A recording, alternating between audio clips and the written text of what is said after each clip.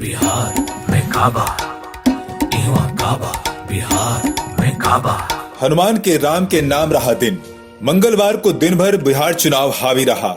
हनुमान का दिन माना जाता है मंगलवार। कहा जाता है कि राम का काम बनाने वाले रहे हैं हनुमान। बिहार की सियासत में जो नई तस्वीर उभरी है उससे कुछ ऐसा ही संकेत मिलता दिखा कि खुद को प्रधानमंत्री नरेंद्र मोदी का हनुमान बताने वाले चिराग पासवान ने अपने राम यानी मोदी का काम बना दिया।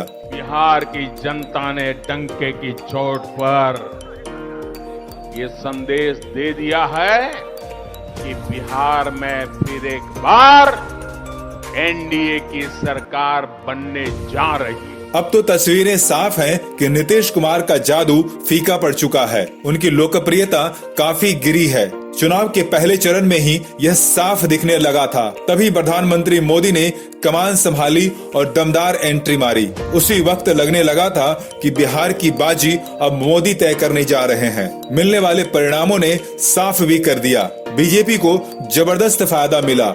जहां एक ओर नीतीश कुमार के जदयू की सीटें घटी तो वहीं बीजेपी की सीटों में जबरदस्त बढ़ोतरी दर्ज हुई। मतलब साफ है कि बिहार में बीजेपी पहली बार बड़ी ही मजबूती से उभरी है। लंबे संघर्ष और समय के बाद बीजेपी को बिहार की राजनीति में बड़े भाई की भूमिका मिली है। यह चमत्कार मोदी ने कर दिया, इसमें कोई संशय तो नहीं, लेकिन उनके इस काम को आसान बनाने का काम किया उनके हनुमान यानी चिराग पासवान ने। इसे खारिज नहीं किया जा सकता है। माना तो यही जा रहा है कि बिहार में एनडीए की सरकार विशेषकर चीफ मिनिस्टर के खिलाफ जो भी एंटी इनकम्बेंसी का जहर था सब चिराग ने पी लिया।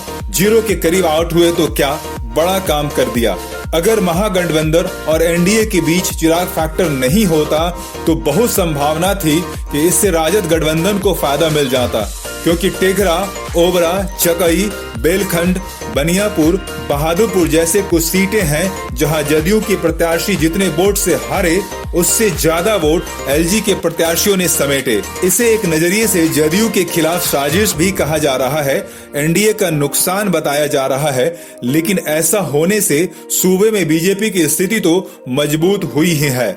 इसने मोदी के कद को कई गुना बढ़ाने का काम तो किया ही। अगर बीजेपी इस चुनाव में इतनी मजबूती से नहीं उभरती तो यह प्रधानमंत्री मोदी की नीतियों की ही हार कही जाती। आगे आने वाले चुनावों में इसका जबरदस्त प्रभाव देखने को मिलता, क्योंकि कोरोना काल के बाद यह पहला बड़ा चुनाव था। हालांकि देश के अन्य हिस्सों में होने वाले छोटे चुनाव यानी उपचुनाव में भी बीजेपी ने भारी बढ़त बना ली है। 11 राज्यों के 59 सीटों पर हुए चुनाव में 40 सीटें बीजेपी को मिली। कई जगह जिस तरह से कांग्रेस से सीटें छीनी है बीजेपी ने, मोदी मैजिक बरकरार होने का एहसास कराती है।